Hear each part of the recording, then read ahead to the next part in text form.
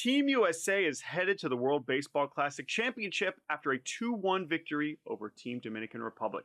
What a game it was. Oh my God, that was a lot of good baseball players. Hello and welcome to Baseball Barbacast, the only baseball podcast in the world that watched the USA play the Dominican Republic last night. I'm Jake Mintz. That's Jordan Shusterman. And thank God we were there so someone could talk about it. Someone had to do it. So we volunteered. We said, all right, if we must, we will even go. We will go to Lone Depot Park and we will watch the two best baseball rosters of all time square off in a consequential contest that we will certainly remember for a long time. I am back here on Baseball Barbacast. Shouts out to Chelsea James for filling in for me on Friday. But I'll be honest, Jake, as I speak to you here early on Monday morning, this is a weird one. This is a weird one for me. I feel like parachuting into a game like this, my first ever WBC game. Later on, we are going to talk about Jake's experience on Saturday night. And of course, he has attended some of the other WBC games since we last spoke. But for me, to land on Saturday night and then to just show up to this baseball game of all baseball games and watch it unfold, and now to try and talk about it on not a lot of sleep is going to be very interesting. But all that said, I feel very fortunate to have witnessed what I did, and I'm excited to try and process the baseball that we witnessed on Sunday night in Miami, Florida. That's the whole episode. And I guess it's our opener.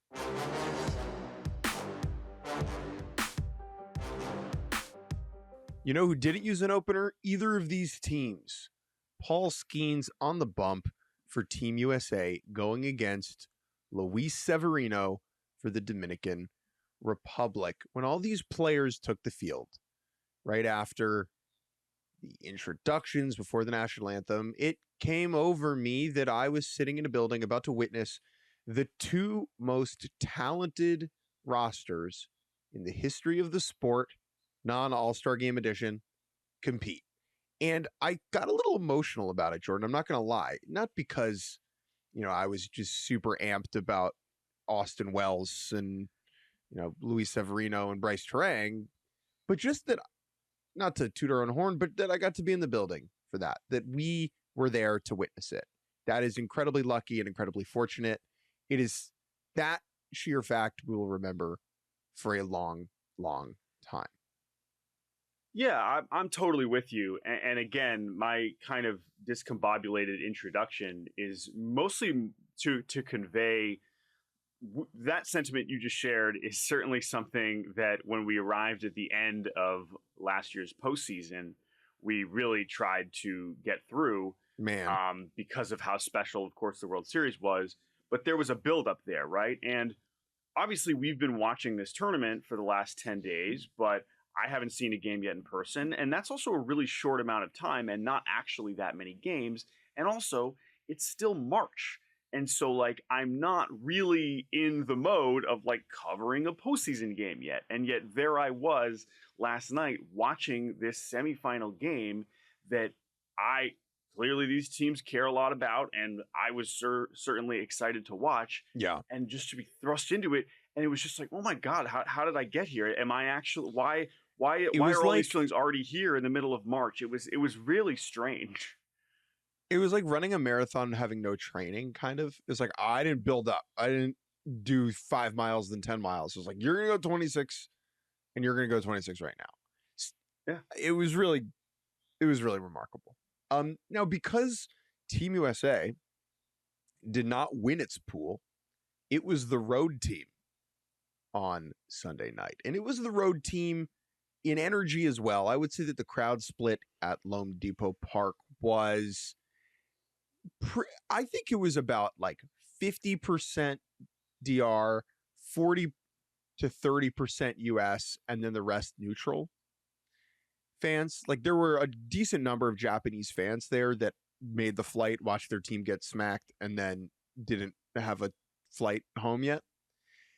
The atmosphere was great, but then, whatever the breakdown was in terms of actual butts in seats. The difference in noise was ridiculous and obvious, like it wasn't even close. Yeah, and that sort of evolved as the night went on, and Team USA grabbed a lead and started to have its moments. I mean, yeah, there were USA fans there, and that is the cool thing about an atmosphere like this, is it really did feel like every big moment was getting a big crowd pop. Now, to your point, the Dominican crowd pops were a little bit different, and we can start getting into some of those. So as you mentioned, Severino against Paul Skenes. And as you mentioned, because Team USA is the away team, that means this incredible lineup that team, they get to hit first. How about that? Right away. Which is exciting because of the baseball players that are on their team. But also, they were not the lineup that everyone was looking forward to watching. And so instead, it was really an opportunity and a showcase of Luis Severino, who we were clearly intrigued by as an X factor. So, yeah. He was the most important player in this game. And I think if you told me that the DR lost this game, I would have assumed that Severino had a bad night. He was, at least in theory, the underbelly of the plan.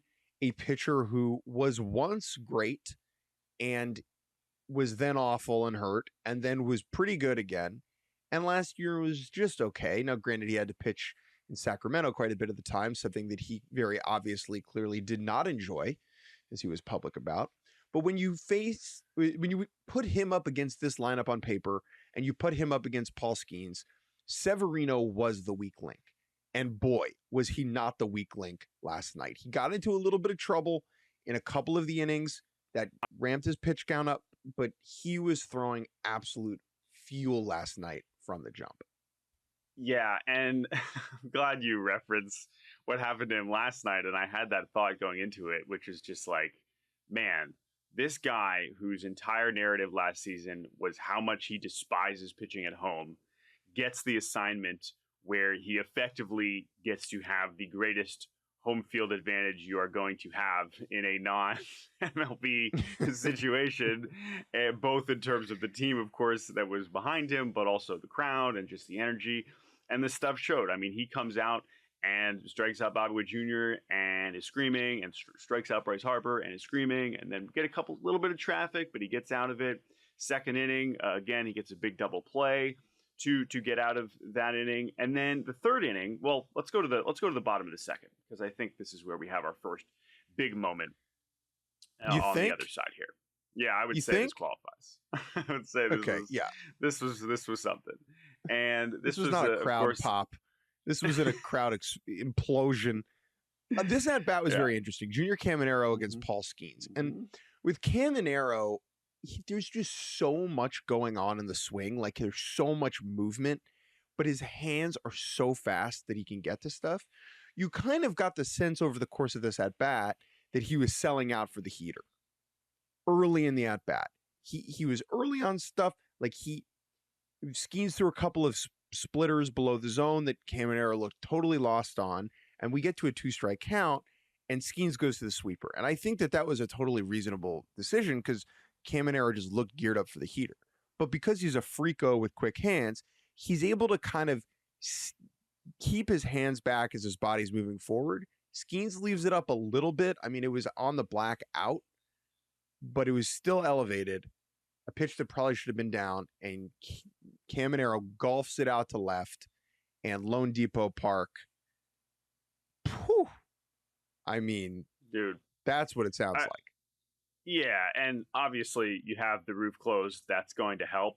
But just the first, I don't know, leading up really the whole inning, because of how Severino was pitching too. You know, he was supplying some of the energy as well, while they, were not hitting. But the Caminero homer, and it was so perfect, right? The fact that it was him, the fact that it was the 15th home run, setting a new record for most home runs by a single team in a single World Baseball Classic.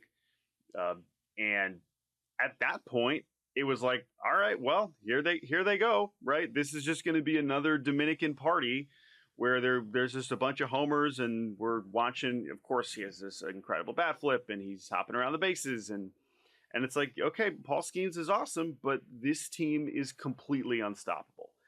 And that was ultimately not the case. But again, like, we still had another inning of Dominican energy because in the top of the third, Severino strikes out PCA. He does allow a few base runners in Bobby Witt and Bryce Harper. But then to finish the third inning, and what seemed like kind of emptying the tank, he strikes out Aaron Judge and he strikes out Kyle Schwarber. And these sweepers with that a pair he threw, of sweepers. oh my my God. goodness. The one to Judge was just like legitimately perfect. And like, that's just how you get Aaron Judge out. So there's nothing about that. The Schwarber one was more notable because while it was at 88, which is ridiculous velocity for a sweeper, and you can imagine that the horizontal movement on that pitch with the spin rate that he was, ripping them is not an easy pitch to kind of see. But it was right in the middle of the plate. Like, that is a pitch that we have watched Kyle Schwarber destroy into outer space many times during his career, and he just watched it. And to get that called strike 3, to finish the third inning, and his pitch count's approaching 60. I don't know if I thought Severino was definitely done there because it was just 3 innings, but it really felt like he was just emptying everything he had. However, that was not the end of his outing. But before the end of his outing, we had a very, very interesting play in the bottom of the third, which is, I know, what you focused on in your story. Aaron Judge changes the game so often. It is typically with his bat. But Aaron Judge's hitting prowess certainly overshadows the fact that he has like a top 5 outfield arm in the sport. In the bottom of the third, runner on first base with 2 outs. Ketel Marte clocks one into right field. Fernando Tatis Jr. on first, rounds second, pushes towards third. Never be the third out at third. Your 11-year-old travel ball coach said, their words ringing in your ears forever. Judge fields, gathers, transfers, throws, bang, bang play, hits Gunnar Henderson in the chest at third, slaps the tag down, Tatis out, inning over.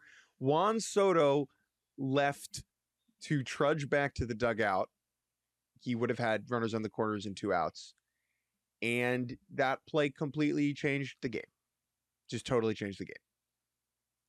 Well, you say runners on the corners. I mean, runners on the corners if Tatis was safe. But Tatis also could have decided, maybe I'm not going to run on Aaron Judge. And because one of the best hitters of all time in Juan Soto is about to hit, I'll just stop at second and see what happens. I think my takeaway from the Judge throw, of course, narratively, a lot of it goes back. Yes, he does have one of the best outfield arms, but as we know more recently, it is an arm that has been compromised, an arm that has been injured, an arm that has been tested at the end of last season when we were like, his arm doesn't work, just run. Clearly, we saw it earlier in this tournament, and clearly with a throw like this, however he has managed to heal it up, he's looking just fine. And I think the thing that stands out to me about Judge playing defense is kind of a similar thing that I have brought up, I think, on the show on occasion, just when talking about him hitting, which is just his size and how there are some times when he'll hit home runs, and because of how big he is and because of how easy it sometimes looks, the field just does not look large enough for a person that is that big. And I think that him kind of having defensive grace also sometimes limits the degree that which like his acrobatics look cool. Particularly, he had kind of like a weird sliding diving play later on where it was like a nice play, but it doesn't look quite as cool as it does with more normal sized people who are maybe stretching out and like leaping. But when he's throwing this well, and you watch the ball like this tiny white sphere come out of this enormous being and just be able to go where it's going, because it's different, because it's different than like an O'Neal Cruz throwing, because he's a little bit more lanky and it looks like more of a, or like Ellie De La Cruz, like when those guys are throwing, it looks like what you would expect. But with Judge, it's just such a unique, it's whippy. It's not with Judge, it's not that. It's just powerful, but it is so still precise, which is just astonishing. And it makes sense. Like, yeah, of course he's huge and big and strong. Of course he's throwing the ball hard. But I know this is kind of a silly thing to bring up now. I just think about all the gigantic, NBA players that go out and try to deliver first pitches and how hard it is for them to look coordinated throwing a baseball. Yeah. And for Aaron Judge, it's like, nah, man, watch. Like I am a baseball player. That is what I do first. And I am also elite at this. And in this spot in the game where you can imagine Fernando Tatis Jr., his whole life is like, yeah, make the last out at third is really stupid.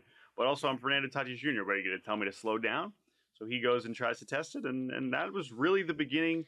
That was the play that really turned it and started to feel like, oh, hold on, Team USA actually might have the sauce tonight. This was the fastest throw Judge has uncorked, and as far as I can tell, since the World Series in 2024. Some people were saying in almost 3 years. I think it's the fastest throw he's had in 3 years where the guy was out. I think it is more interesting, in my opinion, just like throw the ball hard. There was a play in the World Series where he tried to get, Gavin Lux at home, and Gavin Lux was safe, and he threw that 98.2.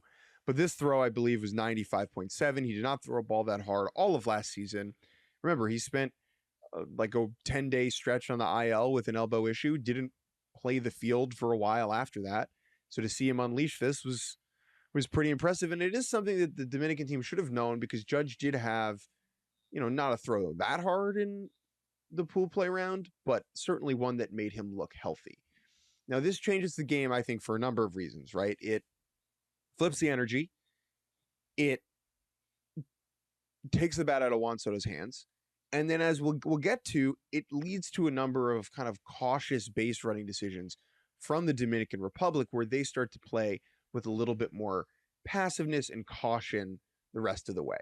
But as far as the energy flip is concerned, that was pretty much immediate, as the next batter of the proceedings, Gunnar Henderson, has a magnificent 9-pitch at bat, takes the 9th pitch, a heater down the pipe, out to right for a solo shot to tie the game at 1. Henderson's inclusion in the lineup was not a given. There has been a lot of chatter about whether he or Alex Bregman should get the start at third base. They have switched off every game. After every Bregman start, the Orioles fans on the internet are understandably like, hey, you're sitting your third best player. And Gunnar made that look smart last night. Gunnar rounds the base. Gunner's like goes down the line. He is absolutely fired up. One of the bigger explosions of emotion that we've seen from this USA team. Gunnar has been the player, I think, that has been the most openly emotional and bombastic during this tournament. And he gets the bench fired up. 2 batters later, Roman Anthony, after Gregory Soto had come in, Soto leaves one like right down Broadway, like absolutely piped. Anthony does not miss it. 2 swings, 2 runs, USA up in the blink of an eye.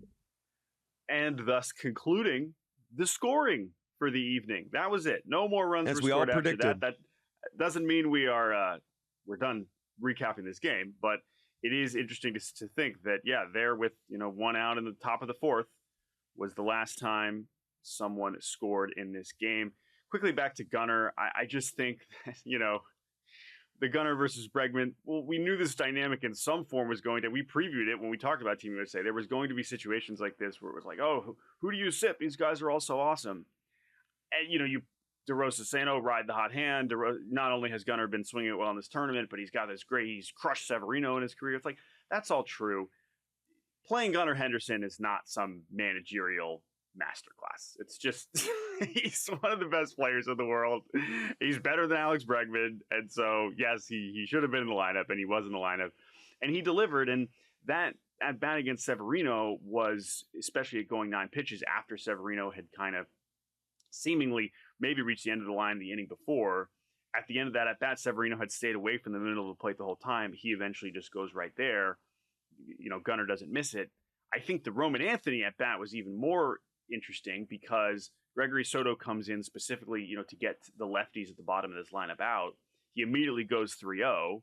And this is something that I think, looking at the Dominican bullpen in this tournament, this is something that they've generally avoided. A lot of these guys issue a lot of free passes, but by the way, this bullpen was still brilliant after this slip up from Gregory Soto. You have to say, Absolutely. like that. The Dominican pitching was outstanding, but for Roman Anthony to go to 3-0 and then to basically at that point Soto just gives him 3 straight fastballs right down the middle, and Roman Anthony, even at 21, is just that good. He is not going to miss that pitch 3 times in a row. He watched the first one, fouled off the second one, and the third one he destroyed.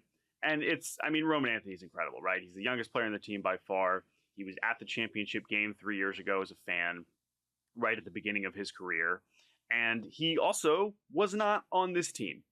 And should he have been on this team over Corbin Carroll to begin with before his hamate bone broke? Should he have been on this team instead of an Ernie Clement or a Paul Goldschmidt? You could argue all those things. Clearly, he was in the mix because of how quickly they picked him after Corbin Carroll got hurt. But with how he's shown, it's just like, how was he not on the team all along? And if Corbin Carroll was on the team, how much would he have even been playing? He might have been in that Bobby Witt role from a few years ago where he was just sitting on the bench having a good time because he would have played. Was very talented. Corbin Carroll would have played. He is the Team USA track. Like he would have played. Right. This is just a fortunate. I think this is more just like unfortunate, where it's like Anthony got the spot and he's taken full advantage, man. Like he's a really special player. Everyone's spoken really highly of him, and there's a reason that he's here after only playing like 72 Major League Baseball games. You know what I mean? The people around the sport can identify talent when they see it in front of them, and Roman Anthony definitely has it. Let's keep flying through this game. Skenes with a nice little shutdown inning piece in the 4th inning. He has a little bit of traffic with runners on second and third. The bases end up getting loaded. Austin Wells flies out to end the frame. The 5th inning is where things, I would say, is kind of our next tentpole moment, where the Dominicans have runners on first and second with 1 out. There was a play where Ketel Marte hit a ball to center field, and Fernando Tatis Jr. did not try and stretch from first to third with 1 out. That play undeniably was influenced by the judge throw before. It was probably a send that Tatis makes 9 times out of 10. If he had not gotten thrown out earlier in the game, he's on third, runners on first and third. Now, spoiler, Juan Soto grounds into a double play. How much does it matter? You could talk about the alignment. You could talk about the pitch mix. You could talk about a bunch of different things. Do they send the runner? Does Ketel Marte try and steal? Probably not. He doesn't run that much. Whatever. Sliding doors moment. The upshot is it was just it was uncharacteristically cautious from Tatis in that spot. Now, that hit by Marte also marks the end of Skenes' night. And in from the bullpen comes someone with the last name Rogers. Yes, it was not the one on the Orioles, though it sounds like the Fox broadcast that was one of apparently a few miscues, which of course we were not really noticing because we were in the building. They put up the Trevor Rogers stats from last year. That is not a Rogers twin. Taylor Rogers, the left-handed version of the Rogers twin, was also not here. This is Tyler Rogers, who just got a bunch of money from the Toronto Blue Jays, despite having the slowest fastball in Major League Baseball, and that is because he throws from the ground. That is what he does. He is the funkiest of funky righties that we have in our game. He is the king of yielding weak contact with low velocity in, low velocity out, is basically the Tyler Rogers game plan. And because he has now been doing it for this long, and because Team USA needed a refresh bullpen, which is exactly what they got because they added a bunch of new pitchers before this game, Tyler Rogers was one of those. And this is someone who has an elite ground ball rate. And even though he did not have the handedness matchup against Juan Soto, because he is a righty, unlike his twin Taylor, nor his not twin Trevor, Tyler Rogers comes in to face Juan Soto and does the job immediately. And I think it was the second pitch, right? It was a 1-0. He throws 2 identical 82-mile-an-hour fastballs, low and away, and Soto cannot resist, and he grounds into a double play, which was a pretty sick play for Bobby Witt Jr., we should note, who ranges over to the second base side of the bag. Of course, he couldn't start there because don't you even think about shifting. But Bobby Witt Jr. is plenty fast enough to shuffle his feet over there, snag the ball, step on second base, and huck it over to first for an inning-ending double play. You say that he's not allowed to shift. I think that something that is worth mentioning here is that just because you can't stand to the right side of second base now as a shortstop doesn't mean you aren't shifting. Mm-hmm. Bobby Witt is shaded up he's basically a step to the appropriate allowed side of second base here, right? And that is what is nice about the shift rules. It doesn't completely take it out of the game. And so because of Juan Soto's batted ball tendencies, you definitely want a guy right there, and he was positioned perfectly to make this play. The Dominican Republic then does not threaten again until the seventh inning, where we have a runner on second base. That is Austin Wells. Austin Wells, who moments before in a New York Yankee jamboree took a David Bednar pitch over the head of Aaron Judge in right field for a double. Aaron Boone is confused, understandably, watching that. He is on second base with one out. Geraldo Perdomo puts one in over Bobby Witt Jr.'s head, a line drive. Wells waits to see it through, runs to third, looks like he's ready to score. Carlos Febles, the Dominican third base coach, holds him up. PCA gathers the ball, throws it in. Not really a good throw, way up the line. Wells would have been safe. Do I think that if Tatis doesn't get thrown out earlier in the game, Febles sends him? Yeah. Yes, I do. Frankly, yes, I do.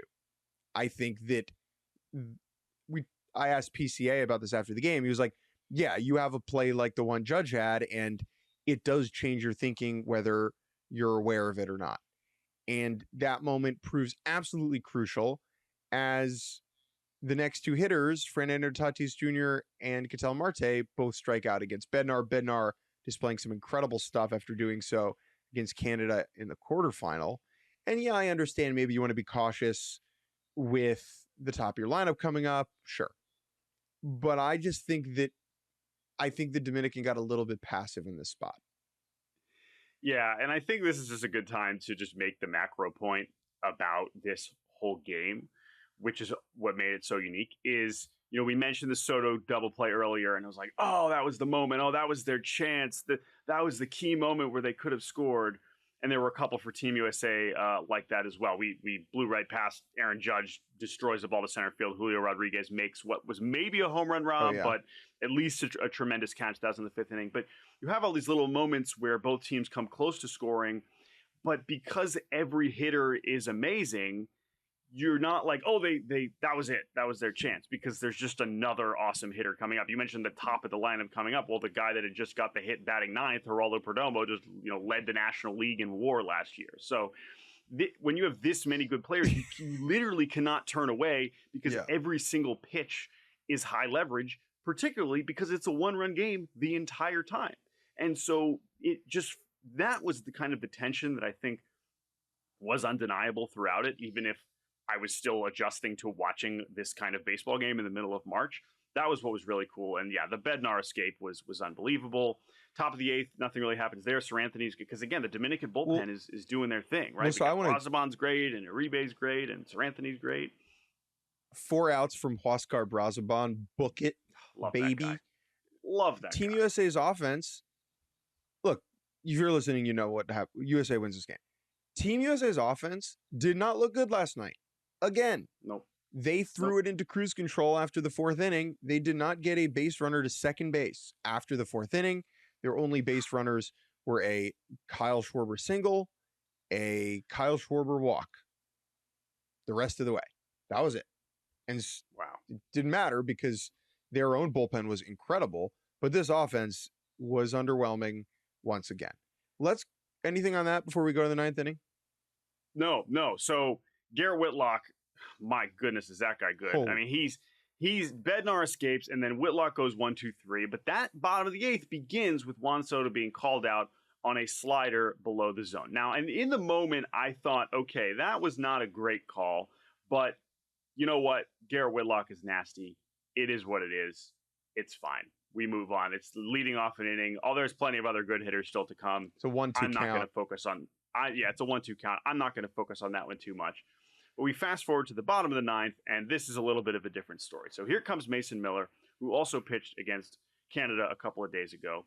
Junior Caminero strikes out to start the inning as he flails at a slider after swinging as hard as he possibly can at 101, 102 mile an hour fastballs. Oh my God, Mason Miller. And then Julio Rodriguez draws a walk.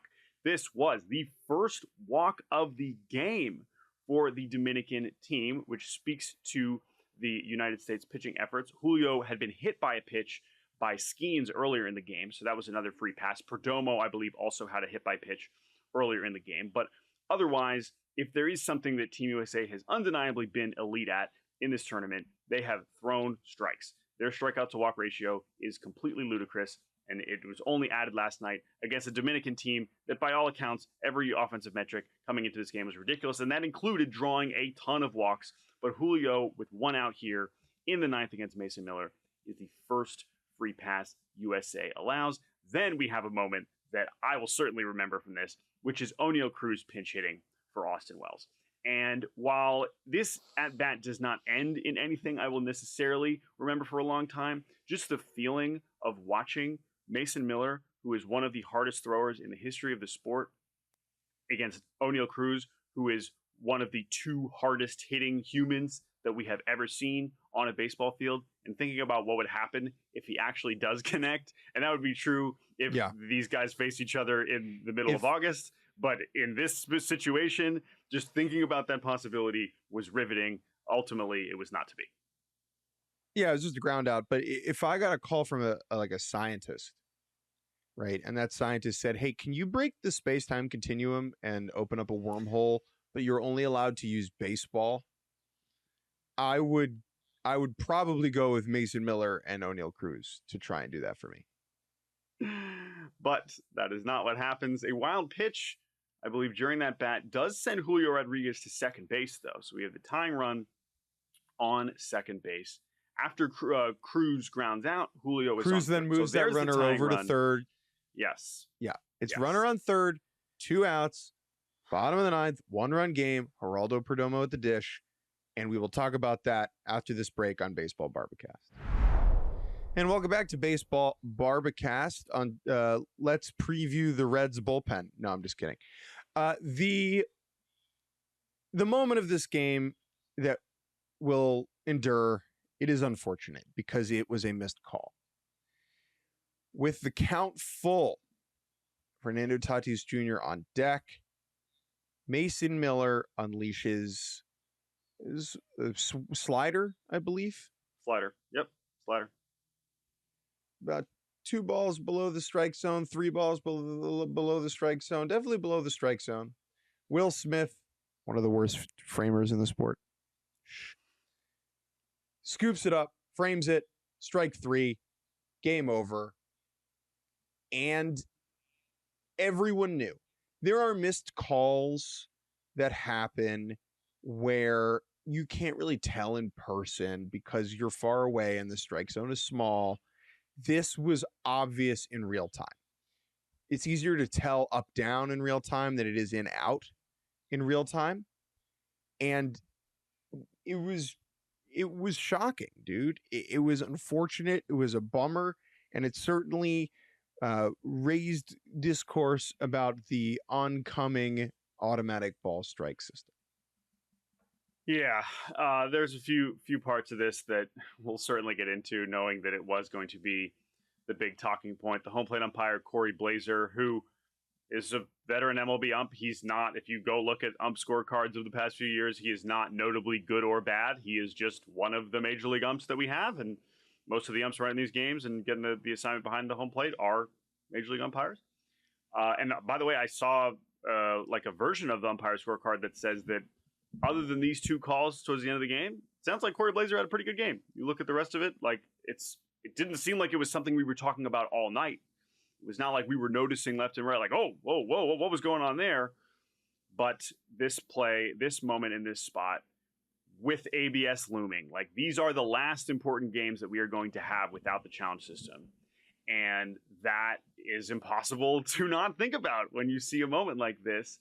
I want to get back to that in a second, because I know we had a conversation about that as we were leaving the ballpark last night. But the thing that really just hits me, and I mentioned this in my story that I wrote, and you can read our stories at Yahoo Sports, is who these calls went on, right? Soto and Perdomo. Like, Yeah. these guys are great because they don't swing at balls. It's not the only reason, but Perdomo in particular, like that is essentially the skill that made him a major leaguer to begin with.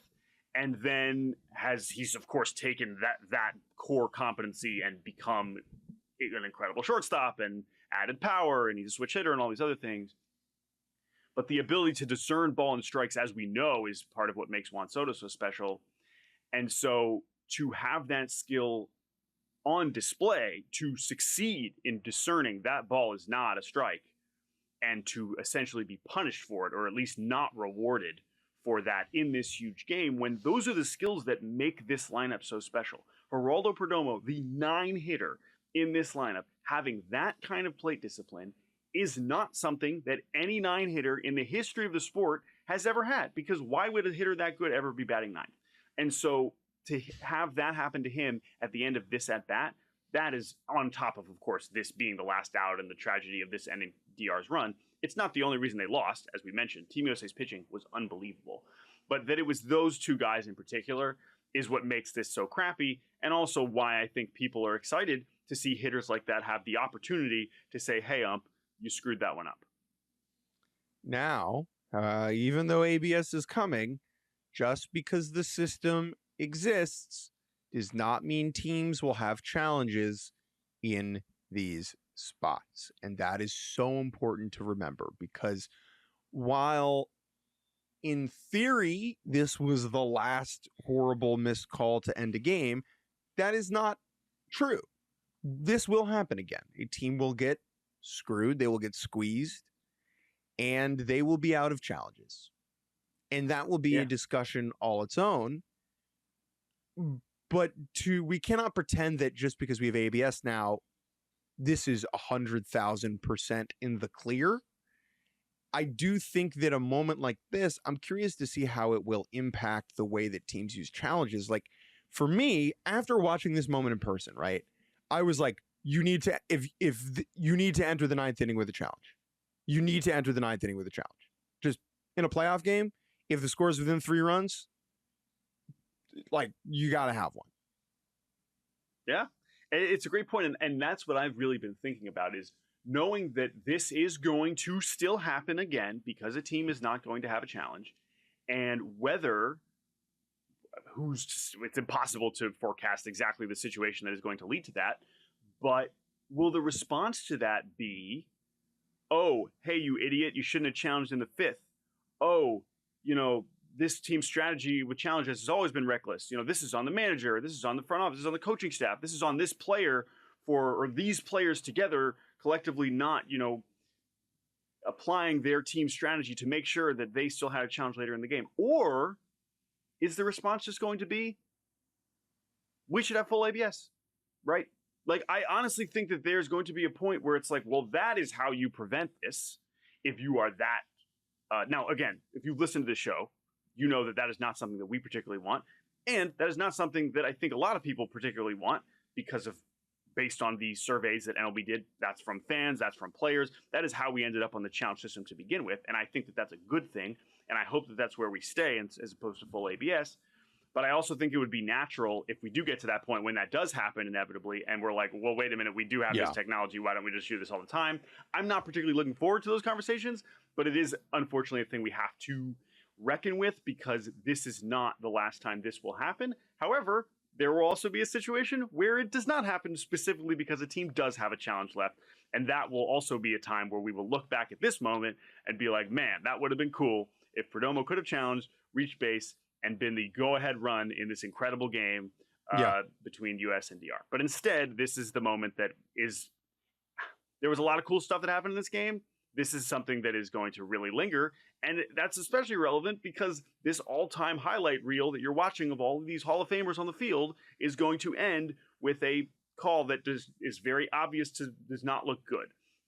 So the last out highlights that we like to cherish and replay over and over, just like we had the Ohtani throwing the perfect pitch to strike out Mike Trout, this one is now kind of stuck in this weird gray zone of, right, that's how that ended.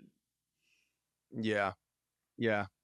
And it's just a bummer. Like that's really how I feel. It's just a bummer. I thought that Albert Pujols, the Dominican manager, handled it very gracefully after the game. What do I think would have happened to Tatis? I think Mason Miller would have blown his doors off, and like the Dominican would have lost anyway. Right. Yep. But we'll never know. That's easy for me to say. Let's pivot and zoom out, okay? Because the hype for this game was off the rails, off the charts.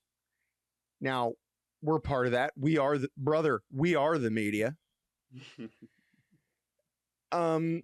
But I think that it's worth asking, did this live up to expectations? Did it match the hype?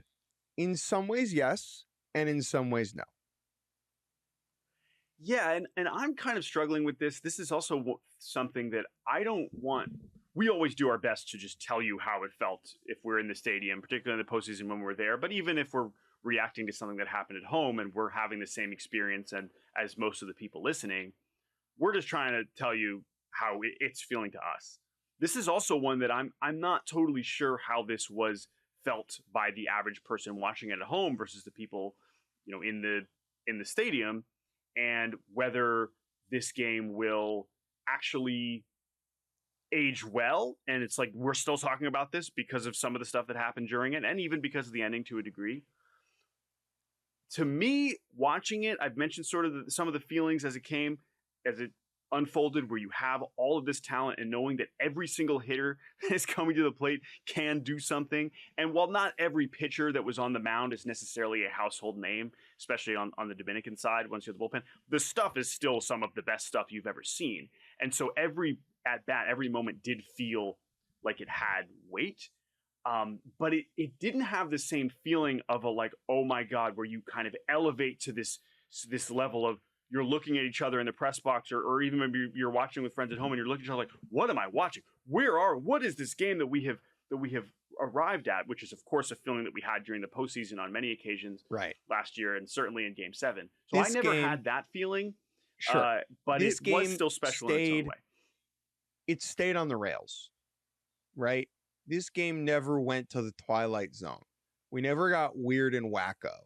We didn't have punch counter punch. It was just a sharp, extremely well played baseball game. And I think the lack of fireworks doesn't inherently dampen the excitement, but also like it was just 3 runs, and pitchers, because of pitch counts, whatever, didn't work deep into the game. Like if Severino and Skenes had each thrown 7 innings, I think there would have been an added element of theater to it that would have made it stick in my head. I am left, maybe, you know me, I'm a glass half empty guy. I am left this morning after, what did I get? 3.5 hours of sleep, 4 hours of sleep. I am left feeling a little underwhelmed. Not going to lie. Now, I'm not trying. It's just, there were moments of tension. I was locked into the game. Obviously, it was on a knife's edge. The fact that it was a 1-run game was incredible, but it didn't have it didn't have the drama, like the narrative drama within the baseball game itself. Like I like to think of a game as like a living, breathing organism, that moves and flows, and this one didn't, after the Anthony homer, really move and flow in a way that players on the field aside I found exhilarating. And I think the way that it ended does certainly sully it a little bit. So was this a game I'll remember for the rest of my life because of the talent that was on the field? Absolutely. Will I go back and watch the highlights of this in 2 years in the way that I do with some other famous games? I don't think so. Yeah, I agree with most of what you said. I think that not having any late scoring at all is something that is normally a key feature of a memorable game, right? Is having those late scores, those late lead changes or whatever. Again, the tension was there because it was a close game, and perhaps we shouldn't be surprised that when you put teams that are this good on the field together, that it is going to be close and lower scoring because the pitching is also this good, and you are still talking about defense. Hitters. Yeah, and the defense. And the defense is this good. Yeah, for sure, and that was relevant as well. And so for me, I think that, again, I don't want to undersell it because it was such a privilege to watch that much talent on the same field. But I agree, it did not reach a level of the quality of the game. And it's also kind of goes back to just how I started this whole podcast, which is that it's not that this tournament doesn't matter and that it doesn't mean something and that the players don't care and that it didn't feel like a game that was being played, maxed out. At the same time, it's still an extremely short tournament. And it is hard when you get to the postseason, every second and every pitch, the weight of it is because you've been doing this for months. You have been watching exhausted. These players suffer and succeed over and over and over. And if you get all the way to Game 7 of the World Series, you're like, oh my God, think about all of the things that all of us have been through. And then you start zooming in on the individuals, and you're thinking about Yamamoto, and you're thinking about Ohtani, and you're thinking about Miguel Rojas, and you're thinking about Ernie Clement and Addison Barger, and you're just like, oh my God, what an end to this ride. Whereas here, like, yes, there was anticipation from the moment, or whatever. We've known that the WBC was coming and the rosters come out and you're like, oh man, what if these teams match up in the semifinals? But the narrative tension, that you can simply not replicate. And that's something that the WBC, it's fine. It's still amazing. And I'm glad we have it. And I hope it continues to grow. It's an awesome event and it's great for the sport and it grows the game and all those things. But it is a different exercise. It is a different kind of story that you are telling. And it is not an exhibition in the nature that it doesn't matter or it doesn't count, but it is a kind of manufactured setup where you are, and which is, again, it's great. I'm so glad, but it doesn't have the emotional heft. Or at least as an observer who has not necessarily been watching all of these characters do something together for months and months, that is how it differed from the postseason. Yeah. And I think why it did not quite feel in the same way as meaningful, which is such a funny way to kind of end up when we've had all these discussions about what matters more, a World Series or a WBC, and we can still have those conversations. I just feel like that contributed to me not getting all the way there, just because it was like, this all just started 10 days ago, and so I'm still, it's all just so contained and condensed and compact, and we're just like in it so fast. Sure. Tyler Rogers just got here. It's like, they just got here. It's like, I don't know. I agree with most, if not all, of what you said. I do think that a takeaway from last night was the U.S.'s outward care factor in terms of being, in it, obviously was more evident than it has been in previous games. And I think Bryce Harper, for all the discourse about the Dominican is having more fun and whatever, like, yes, the Dominican looks like they're having a much better time. That is absolutely true.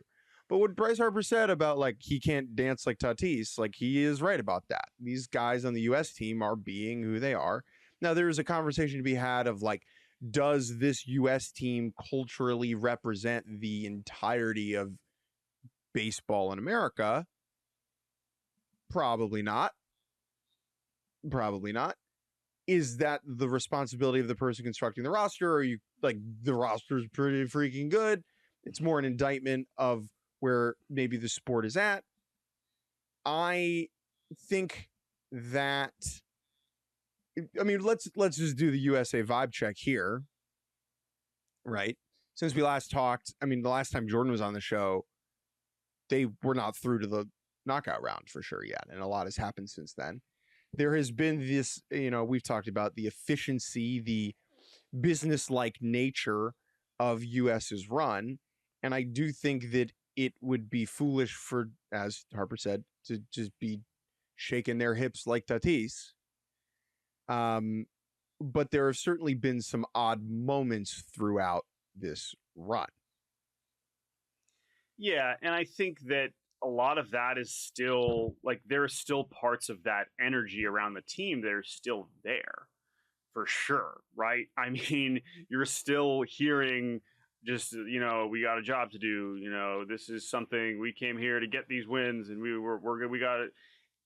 And certain personalities are giving different kind of communication when it comes to that. But at the same time, yeah, I think it certainly seemed like they were having a lot more fun last night than we've sort of seen. And I think that it does come across as authentic. Like, I do think that you can kind of tell. And I also think that even just thinking about the last out and the clip of Paul Skenes reacting, like, I have not seen Paul Skenes. When you see the clip of him and he's, screaming, "Let's go" after the last out, it doesn't feel novel because it just looks like any other baseball player screaming, "Let's go." But you really do not see that kind of emotion out of Skenes. And it's funny because he walks into the press conference room afterwards and he's right back to, monotone Paul, where he's like, just got to execute, just did a job. That was really cool, really special, really honored, excited. But I don't know if that showed me that, yeah, no, this is these guys really care about this. And I think some of the presentation around it has been goofy. The guys that are saying we're in it to win it, and then they just leave, right? They're just not on the team anymore. It's like, okay, are you really? Where Tarek Skubal falls into that, I think, is a worthy debate. And then, to be frank, of course, like just a lot of the other discussion around Team USA involving off the field things, involving Osama bin Laden. Inviting Robert O'Neill to come speak to them, which Mark DeRosa confirmed, like, yes, this was my idea. That's, of course, one of the Navy SEALs who was involved in the, assassination of Osama bin Laden. It's just like, okay, what are we trying to represent? And Mark DeRosa's answer saying, like, this was a way to, like, zoom out and realize why we're doing this. Sure. And it's like, okay, listen, we're not going to speak. We're not going to say, okay, what it means to represent the military and why that's going to be more important to some people than others. But obviously this choice with this background of very questionable, I would say, public veracity. Speaking in other contexts. Yeah, it was something that was probably not necessarily thought through. But again, they're viewing it through a very different prism. And that was, I think, disappointing for some people, but also understandable for others. I'm going to do my best here. Okay. I'm going to do my best here to try and kind of funnel this out through my mouth on low sleep.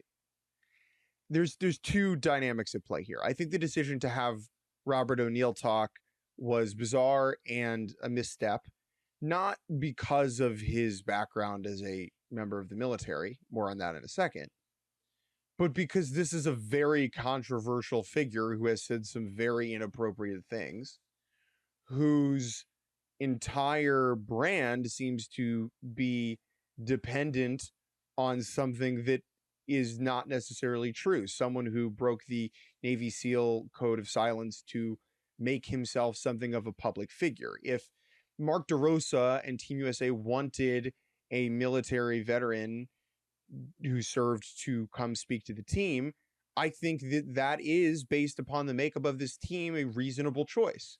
Why did you pick this guy? To me, that is the thing, right? This was just bizarre and unnecessary. Then there's the conversation about, and again, as someone who didn't serve, like, maybe I'm out of pocket here, and if that's true, I apologize. But like the idea, the way that Team USA, some of the players on Team USA have like been wearing the front towards enemy shirts and have adopted this sort of like military-ish theme throughout what they're doing, feels kind of cosplay-ish to me. I think that you can respect the military and what they do, and Paul Skenes saying he plays for the servicemen and women, for someone who went to the Air Force Academy, like, and that's important to him, that's reasonable to me. But it's just like the using it as the theme is whereas like Venezuela is like, our theme is music. We have drums in the dugout. Like, to me, that is again, maybe I'm not coming from the same background as a lot of these guys, but like, it's not necessarily off-putting. It's just, it's a bit odd. Like the front towards enemy shirt that is like supposed to mimic an explosive device. Like this is a baseball game. Like you're not in the military. You go in the military, like you're free to go to the military. We're playing a baseball game here. And that's the thing. It's just like, what is our culture? What is the thing that we are saying, this is what brings us together? And hey, man, like that is a culture for the United States. The military is a big part of that. Sure. For better or for worse. And there's a lot that goes into that we certainly aren't going to get into towards the tail end of this baseball podcast. But again, as we get back to Team USA having fun, they know they're playing a baseball tournament. They are saying as much as saying, yes, this is not as important as what the servicemen and women are doing. It's like, right, sure, okay.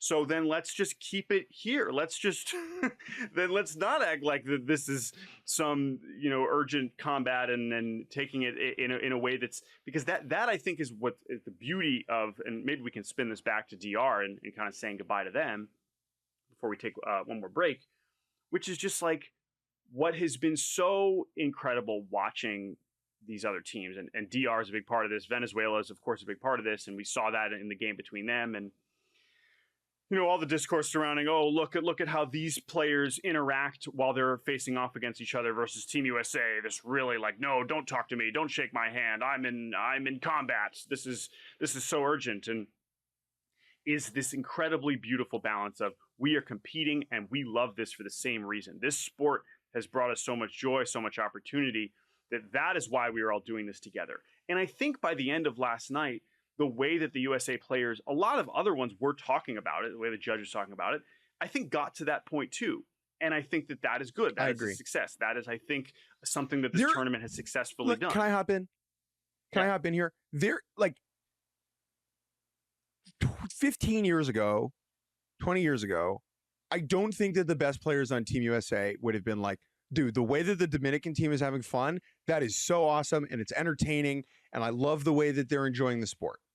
It's just not how we go about it, or how we're not doing it in the same like overt, I don't mean performing way. And that's okay. Yeah. I think that, and maybe I'm looking at this through two rose-colored glasses, I think that's a good thing.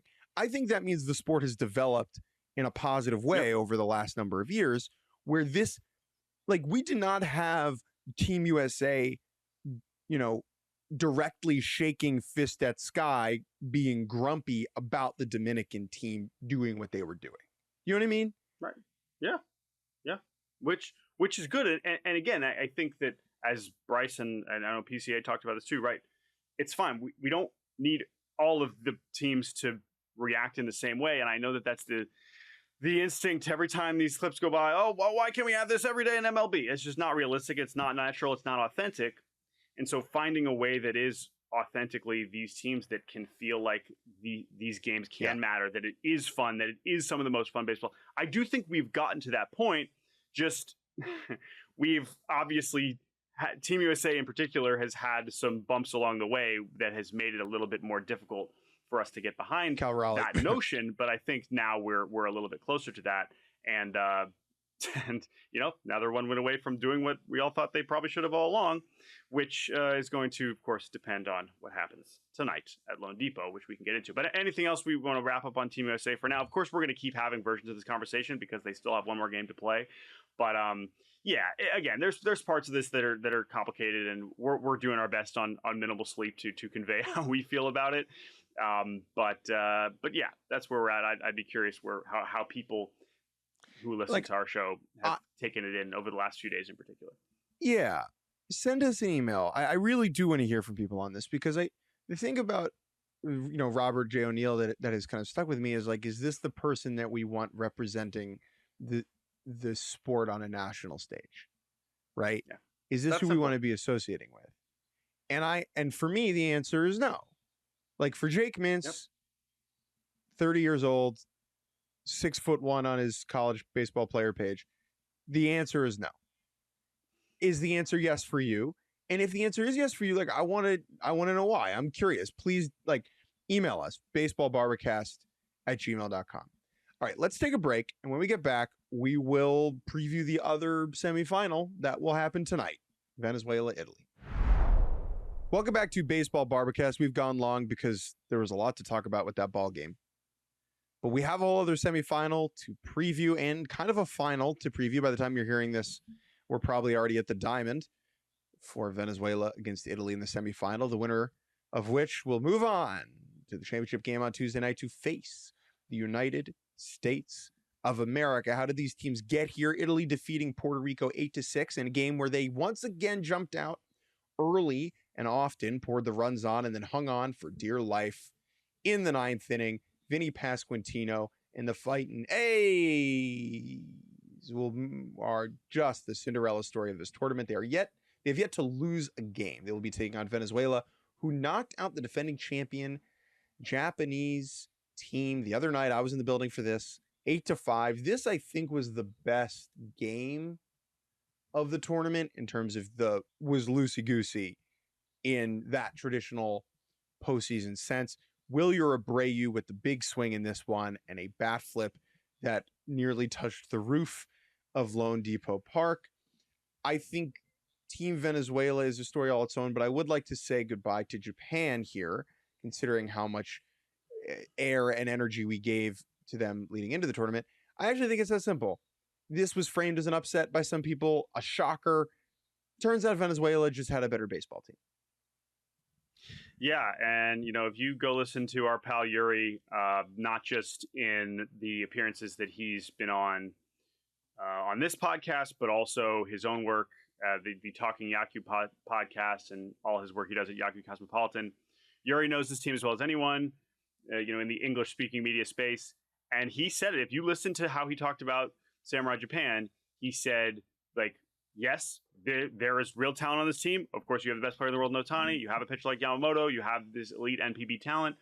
But he looked at the other rosters in this tournament, notably US, DR, and Venezuela, and said, I don't know if they're better than those teams. And so while the expectation, because they're the defending champs, because they have this history in this tournament, is to make a deep run, defending the title was always going to be difficult. However, falling in the quarters, their worst final in WBC, their worst finish in WBC history is I think does say something. This is, of course, their toughest quarterfinal opponent they've ever seen by far, and the format has changed over the years that has sort of impacted their ability to get through. But I mean, this was a hell of a game to have Otani and Acuna, trading leadoff shots, to have Yamamoto not look good, but then settle in and kind of give you at least a little glimpse of there he is, that's the guy. That's one of the best pitchers in the world. That's a dude that can figure out how to get the best hitters in the world out when he needs to. We did get that glimpse of Yamamoto, but after that, some of the sequencing with the Japanese bullpen, and then ultimately and then Suzuki, that was really tough, right? Say Suzuki gets injured early on, he only gets one at bat before he departs injured after trying to steal second. So that hurt. That kind of sent the guy who comes in for him, Shota Morishita hits a home run, which was awesome. But the lineup just never quite totally clicked, kind of in the same way as Team USA, where they were really piling on late against the underbelly of these undermanned pitching staffs. And so it was a disappointing showing. It was weird seeing Otani get eliminated. Yes, he lost a bajillion games with the Angels, but of course, since winning the 2023 WBC, he's won the World Series twice. We've never seen him get eliminated. We've never seen him get knocked out of, postseason elimination baseball. That is very true. That was odd. Yeah. It's also just remember, yes, Japan won in 2023. They didn't fly through that tournament, dude. They did not dominate the competition. Oh my gosh, they won the semi on a walk-off, and they won the final by one run. And so I think in the end, this roster just wasn't very good. Jordan, as we look ahead to Venezuela against Italy tonight, very interesting pitching matchup. What are the keys to this one? Who do you have? Yeah, I mean, I think that the Venezuelan pitching is, I think, what I'm thinking about the most.